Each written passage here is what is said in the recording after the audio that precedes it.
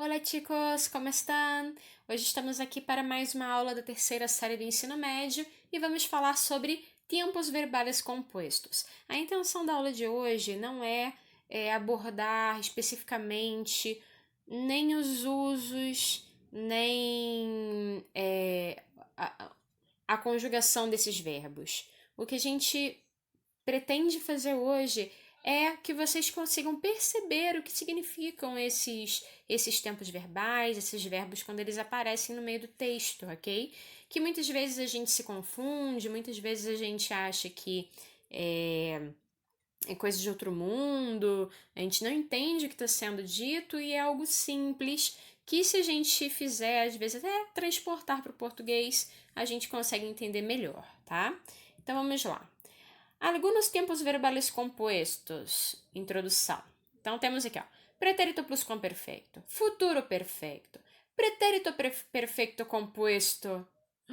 Meu Deus, o que é isso? É um bicho de sete cabeças? Que nomes esquisitos. Plusquamperfeito. Que nomes são esses? Não é nada demais, são coisas que a gente usa no nosso dia a dia, no português também. Então são tempos verbais que a gente tem parecidos, às vezes alguns usos diferentes, algumas conjugações diferentes, mas a gente tem parecidos em português também e a gente vai ver agora. Muito bem, então temos aqui, ó, los tempos compostos. Então a gente vai ter o nome do tempo verbal, algumas conjugações, e aqui eu coloquei, ó, como geralmente falamos em português, tradução literal. Por que eu coloquei isso? Porque a gente pode ter alguns casos, há vários casos, em que a gente não pode traduzir literalmente assim, não, tá? Eu tô fazendo uma tradução literal para que vocês entendam o que é, mais ou menos, ok? Mas essa questão aí de ver cada um, os usos que tem que a gente pode fazer com cada tempo verbal desses, vai ficar para outra aula, beleza? Então vamos lá.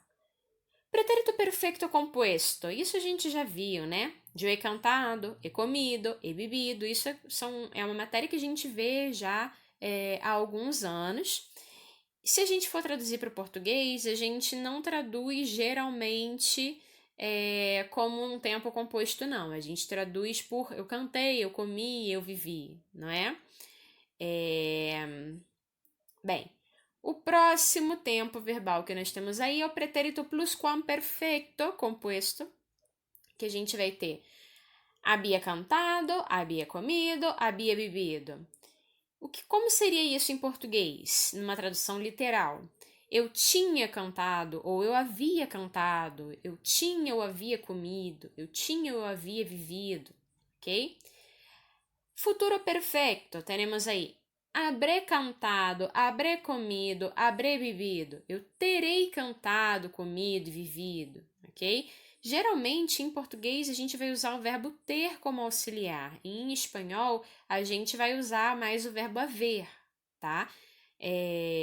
Na verdade, em espanhol, a gente só vai usar o verbo haver. A gente não tem o verbo ter como auxiliar. Então, isso pode causar muita confusão.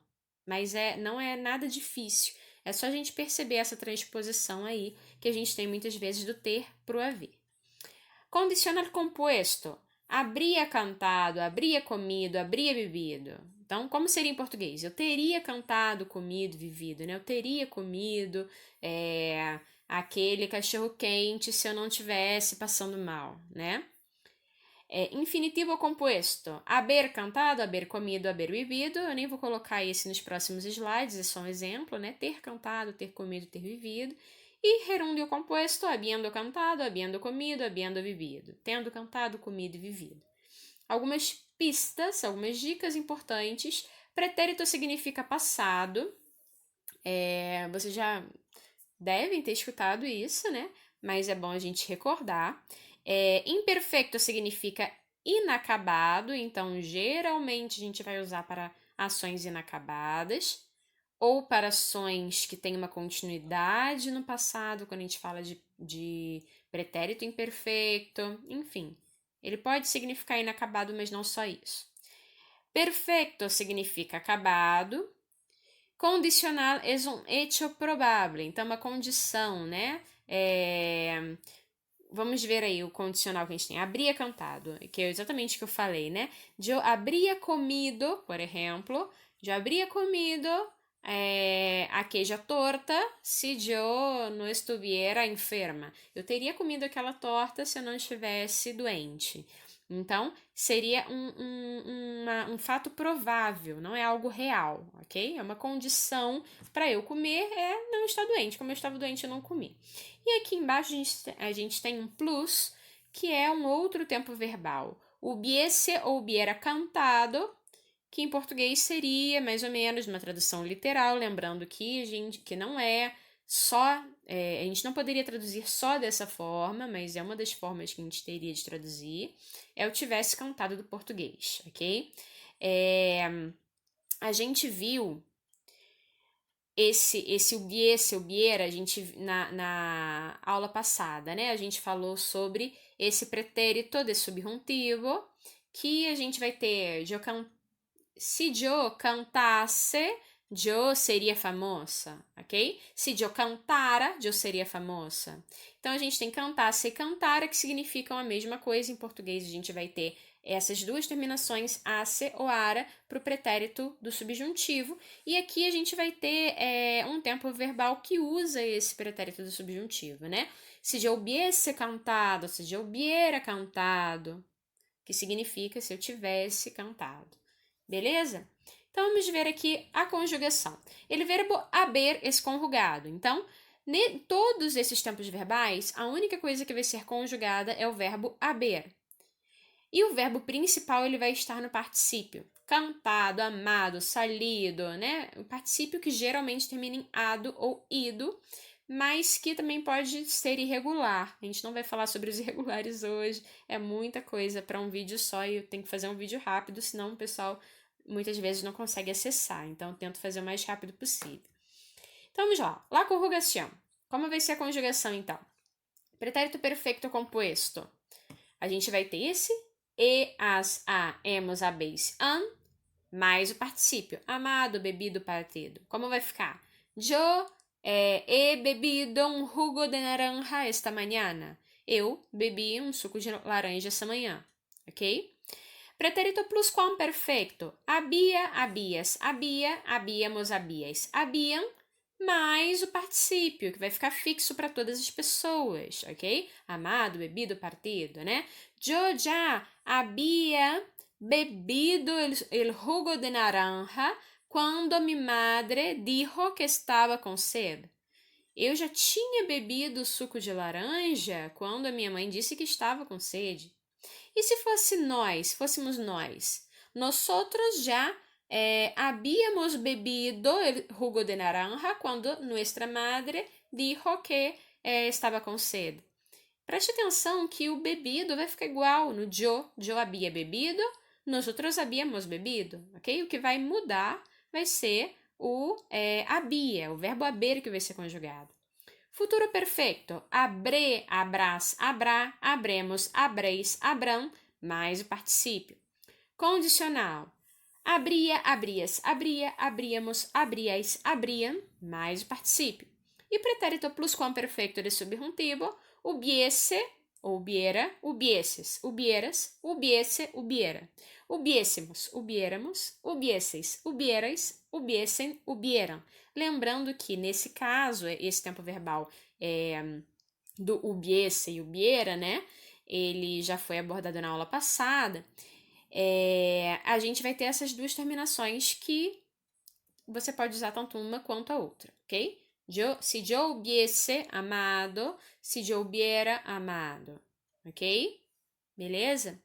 Então, vamos ver alguns exemplos. Eu he comprado pão hoje. Eu comprei pão hoje. Eu já havia partido a torta quando minhas tias chegaram. Eu já tinha partido a torta, o bolo, quando as minhas tias chegaram. Para sábado, habré terminado todos os exercícios. Para sábado ou no sábado, terei terminado todos os exercícios.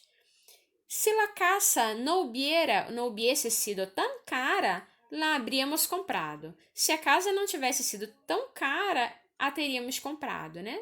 Então, a gente tem aqui vários exemplos de uso desses tempos verbais compostos que a gente pode perceber que não são tão difíceis assim, né?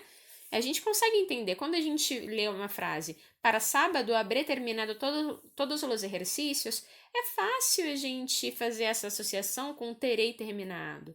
Se a casa não hubiese sido tão cara, la habríamos comprado. A gente consegue fazer essa associação, né, com o português. Se a casa não tivesse sido tão cara, nós a teríamos comprado.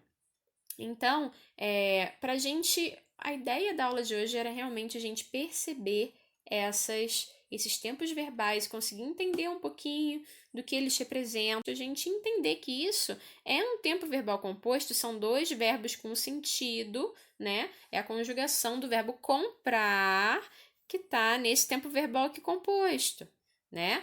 Então, a gente entender que o que é esse abríamos comprado, que é um tempo verbal, o que ele está significando. Então, só para a gente entender mesmo como funciona, ok? Aqui a gente tem umas tirinhas que são interessantes também, e a gente pode perceber até essa diferença do uso do português para o espanhol. Por quê? Vamos ver. ¿Cómo te sientes hoy, Ágata? Malísimamente, Berrín. Si yo hubiera sabido que iba a vivir tanto, me habría cuidado muchísimo más, não é? Então, se eu soubesse que eu ia viver tanto, eu teria me cuidado muito mais. Isso é até um alerta pra gente, né? Pra gente se cuidar, que muitas vezes a gente não pensa no futuro, não pensa o que vai acontecer. Mas, enfim, a questão aqui é do verbo. A gente tem aqui dois verbos compostos, a gente tem o hubiera sabido e habría cuidado. Esse hubiera sabido, como a gente traduziria essa frase para o português? Olha, se já hubiera sabido que iba a viver tanto, né? Se eu soubesse que viveria tanto, a gente não fala se eu tivesse sabido que eu ia viver tanto, né? A gente diz se eu soubesse. Então aqui a gente tem um exemplo de um uso que em português é um pouquinho diferente, né? Mas a gente consegue entender o significado dessa frase, mesmo assim. E habria cuidado, né? Eu teria me cuidado muito mais. Aí a gente tem a tradução literal da conta.